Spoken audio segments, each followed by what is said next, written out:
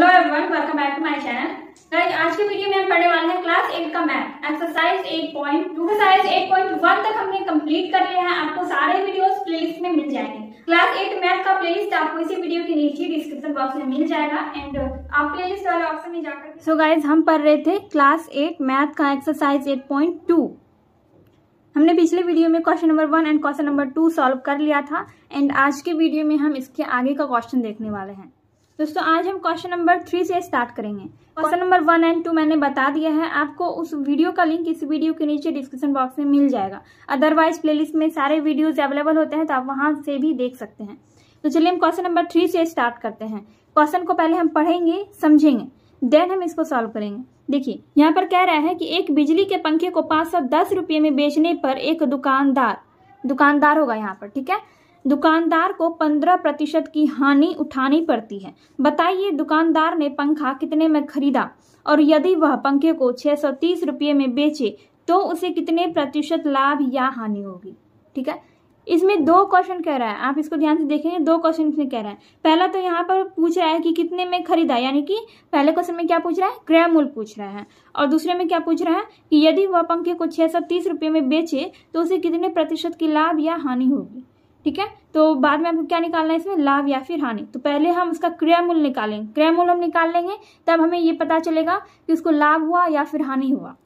देखिए यहाँ पर क्या कह रहा है कि एक दुकानदार ने 510 रुपये में एक बिजली का पंखा बेचा और इससे क्या हुआ, उसको 15% की हानि हुई। तो बताइए दुकानदार ने पंखा कितने रुपये में खरीदा था। जब उसने 510 रुपया में पंखा बेचा तो उसको 15% की हानि हो गई। तो हमें निकालना है कि उसने पंखा को कितने रुपये में खरीदा था।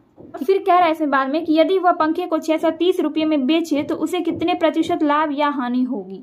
तो इसके लिए पहले हमें क्रय मूल्य निकालना होगा इसका, तब हमें पता चलेगा कि इसको लाभ हुआ या फिर हानि हुआ। लाभ या हानि हमें पता चल जाएगा, तब हम इसका लाभ या हानि प्रतिशत भी निकाल पाएंगे। ठीक है, तो चलिए पहले हम इसका क्रय मूल्य निकालते हैं। दोस्तों, सबसे पहले हमें क्या करना है, क्वेश्चन में जो दिया गया उसको हम लिख लेंगे। तो क्वेश्चन में दिया गया है पंखे का विक्रय मूल्य, पंखे का विक्रय मूल्य क्वेश्चन में दिया गया है। तो विक्रय मूल्य कितना दिया गया है, विक्रय मूल्य दिया गया है 510 रुपया। पंखे का विक्रय मूल्य क्वेश्चन में दिया गया है 510 रुपया। ठीक है, और फिर क्वेश्चन में कह रहा है कि दुकानदार को उसे 15% की हानि होती है। तो हानि प्रतिशत कितना दिया गया है, 15%। ठीक है, और हमें निकालना क्या है, हमें निकालना है क्रय मूल्य। हमें क्रय मूल्य निकालना है। तो क्रय मूल्य कैसे निकलेगा, क्रय मूल्य आपका तभी निकलेगा जब आपको क्रय मूल्य निकालने का फॉर्मूला याद हो। ठीक है, तो क्रय मूल्य निकालने का फॉर्मूला यहाँ पर कौन सा लगेगा, यहाँ पर लगेगा 100/100 माइनस हानि प्रतिशत गुना विक्रय मूल्य। ये आपका फॉर्मूला है। देखिए, विक्रय मूल्य को आप इधर भी लिख सकते हैं, विक्रय मूल्य गुना 100/100 माइनस हानि प्रतिशत, इस तरह से। ठीक है, तो यह फॉर्मूला होता है क्रय मूल्य निकालने का। अब हम आसानी से क्रय मूल्य निकाल लेंगे।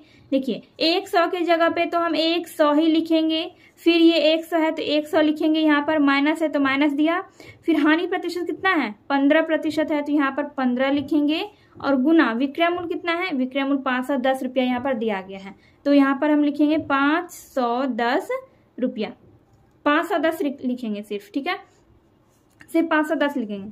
तो 100 माइनस 15 कितना हो जाएगा, 100 माइनस 15 हो जाएगा आपका 85 हो जाएगा, और गुना 510। अब इसको हम क्या करेंगे, कटाएंगे। इसको हमें कटाना है, 5 से कटा के देखते हैं। 5 एकम 5, फिर 5 सत्ते 35, फिर 5 एकम 5, फिर 5 दूनी 10। तो यहाँ पर 102 हो गया, तो यहाँ पर 17 और यहाँ पर 102 हो गया। तो इसको हम काट देंगे, 17 6 की 2 10, यानी कि 17 6 के 102 हो जाएगा, यहाँ पर 6 हो जाएगा। तो 100 गुना 6 कितना हो गया, ये ऊपर क्या बच गया, 100 और 6 बचा है, तो 100 गुना 6 हो जाएगा आपका 600 रुपया। 600 रुपया आपका क्या हो गया, 600 रुपया आ गया आपका क्रय मूल्य। यानी कि यहाँ पर हम लिखेंगे, देखिए क्रय मूल्य का क्रय मूल्य है, ये पंखे का क्रय मूल्य है। पंखे का क्रय मूल्य कितना है, 600 रुपया, यानी कि उस दुकानदार ने पंखे को 600 रुपये में खरीदा था, लेकिन बेचा कितने में? 510 रुपये में उसने बेचा, इसीलिए उसको 15% की हानि हो गई।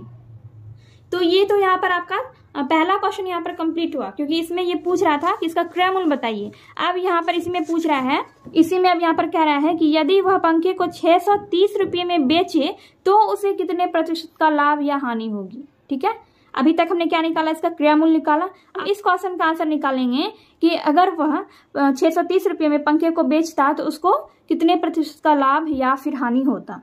ठीक है, तो चलिए देखते हैं। आई होप आप यहाँ तक समझ गए होंगे कि ये सब कैसे यहाँ पर हमने निकाला, क्रय मूल्य हमने कैसे निकाला। तो क्रय मूल्य आपका 600 रुपया हो गया, ये हो गया आपका एक आंसर।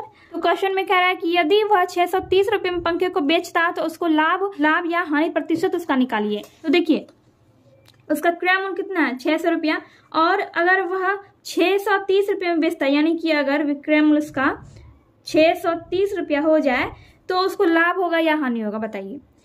विक्रय मूल्य क्या है? विक्रय मूल्य तब यहाँ पर ज्यादा बोल रहा है 630 रुपया, तो जब विक्रय मूल्य जो है वो अगर ज्यादा होता है, यानी कि ये बड़ा होता है, और क्रय मूल्य जब छोटा होता है, ठीक है, जब विक्रय मूल्य बड़ा होता है, क्रय मूल्य छोटा होता है, तब क्या होता है? तब होता है लाभ, तब लाभ होता है।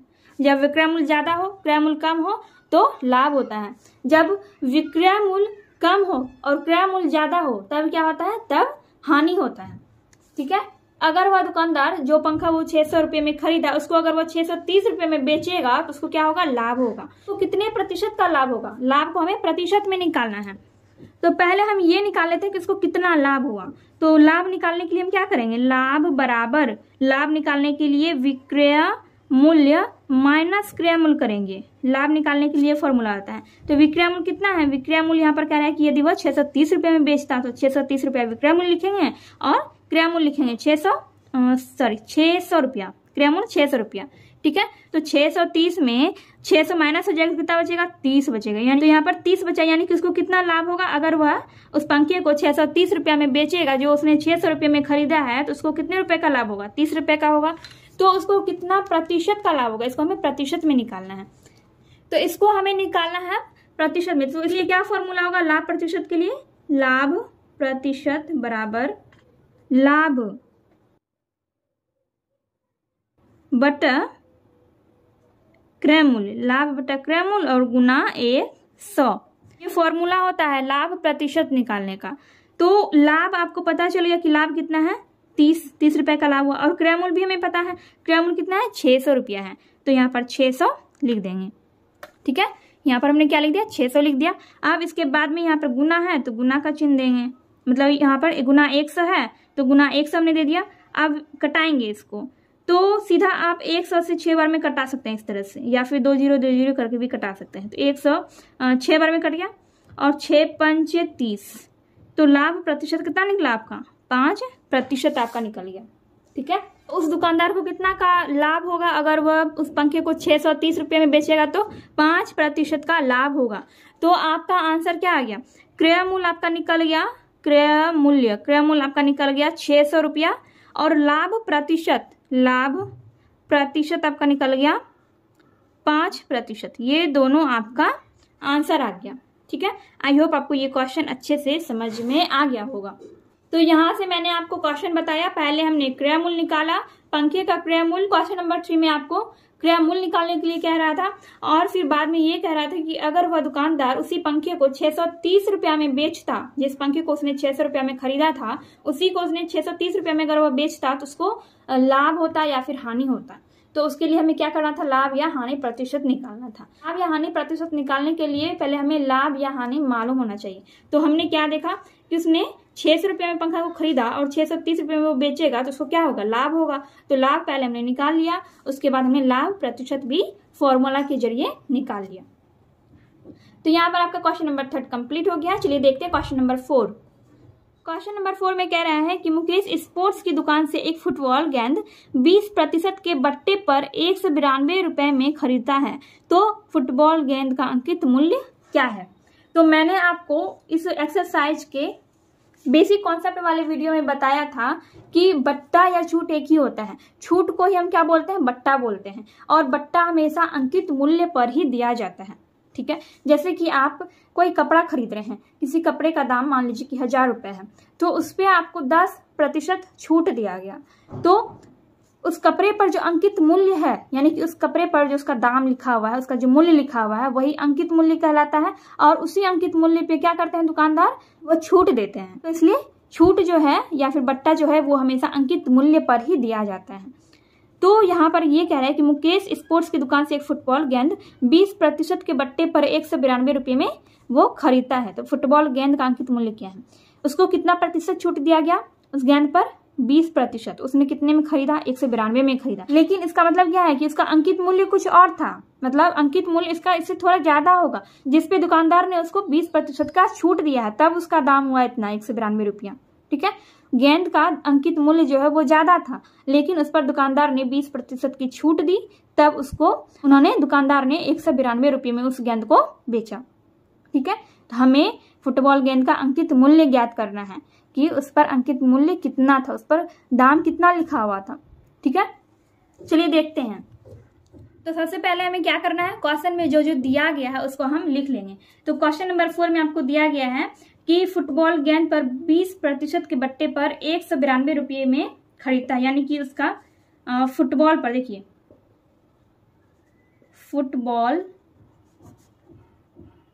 गेंद का क्रय मूल्य कितना हो जाएगा, फुटबॉल गेंद का क्रय मूल्य हो जाएगा तब 192 रुपया, 192 रुपया, क्योंकि यहाँ पर कह रहा है कि वो 192 रुपये में वो खरीदता है। और इस पर छूट कितना दिया गया, फुटबॉल गेंद पर बट्टा प्रतिशत, कितना बट्टा दिया गया, 20% बट्टा दिया गया, यानी कि 20% का छूट दिया गया। और इसमें क्या पूछ रहा है, और इसमें पूछ रहा है आपको अंकित मूल्य, अंकित मूल्य आपको पूछा जा रहा है, अंकित मूल्य आपको निकालना है।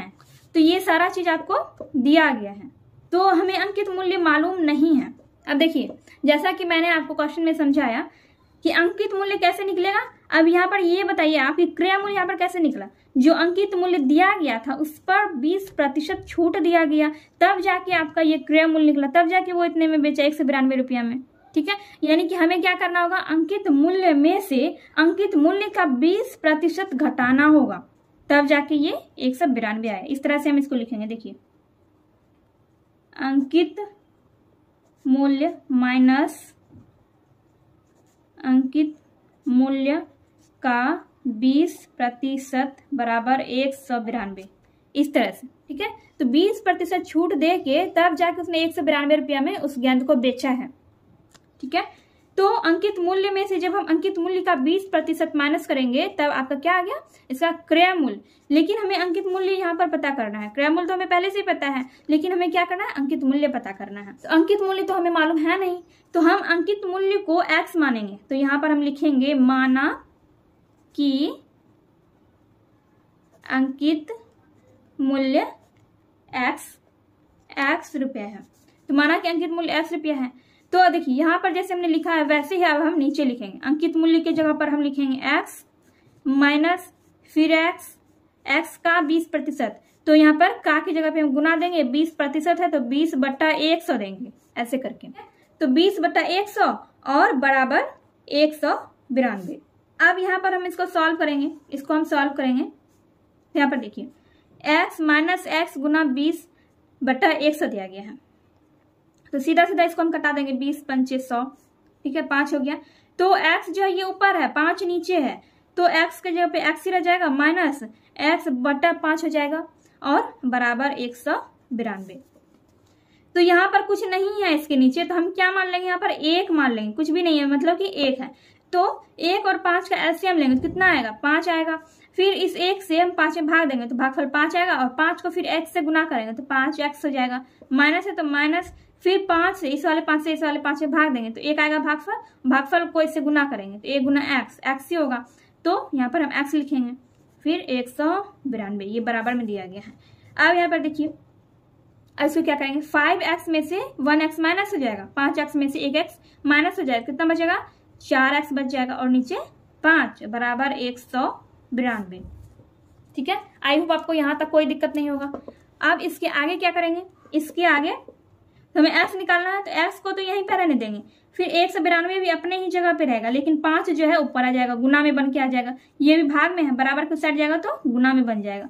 और 4 जो है ये गुना में है, 4x यानी कि 4 गुना x, तो 4 गुना में है, तो जब बराबर के ये इस साइड आएगा तो ये भाग में बन जाएगा, तो 4 आ जाएगा नीचे। अब इसको हम कटाएंगे, 2 से कटाते हैं, तो 2 दूनी 4 हो जाएगा, और यहाँ पर हो जाएगा 2 नमा 18 और 2 छके 12। फिर 2 से कटाते हैं, 2 चौके 8 और फिर 2 8 16, तो 48 और 5 बच गया। 48 और 5 ऊपर क्या बच गया, 48 और 5, यानी कि 48 और गुना 5 ऊपर बच गया। तो x बराबर 48 गुना 5 करेंगे, कितना होगा, 240 हो जाएगा, 240 रुपया। यानी कि आपका अंकित मूल्य आ गया, अंकित मूल्य 240 रुपया। ये हो गया आपका आंसर। किसका अंकित मूल्य आया है, फुटबॉल गेंद का अंकित मूल्य। फुटबॉल गेंद का अंकित मूल्य कितना आया, 240 रुपया। ये हो गया आपका 4 नंबर का आंसर।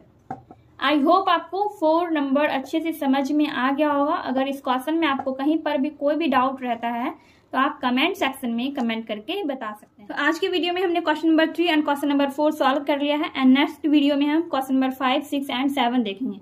एंड ये वीडियो अगर आपको थोड़ी सी भी हेल्पफुल लगी है तो प्लीज वीडियो को लाइक कीजिए, कमेंट कीजिए एंड अपने दोस्तों के साथ वीडियो को शेयर कीजिए।